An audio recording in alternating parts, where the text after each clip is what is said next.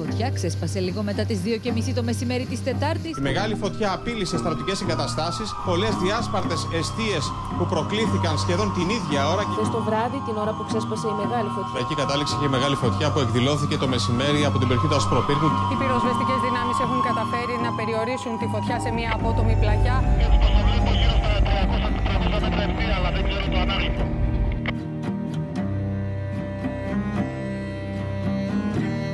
Την ώρα λοιπόν που έδινε μάχη με τις φλόγες μαζί τους συναδέλφους του, ξαφνικά ένιωσε αδιαθεσία. Έχασε τη ζωή του την ώρα του καθήκοντος. Ένας ακόμη πυροσβέστης με αναπνευστικά προβλήματα μεταφέρθηκε στο νοσοκομείο. 33χρονος πυροσβέστης που έχασε τη ζωή του ανέβηκε στο φλεγόμενο δεύτερο όροφο για να σώσει μια γυναίκα από τις φλόγες και εγκλωβίστηκε μαζί της. Δυστυχώς, για Νηζιάκα έχουμε έναν νεκρό πυροσβέστη, ο οποίος παρασύρθηκε από χήμαρο.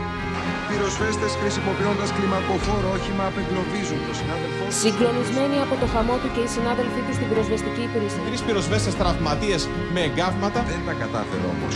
Βρήκε τραγικό θάνατο από αναθυμιάσεις. Τραυματίστηκε στις προσπάθειές του να συνδράμει στο πυροσβεστικό έργο. Είχαμε όμως, Αντώνη, και μια τραγωδία στη Θεσσαλονίκη, όταν ένας πυροσβέστης έσβησε πάνω στο καθήκον. Πάρει το πένθος σήμερα, η αλήθεια είναι, για το πυροσβεστικό σώμα.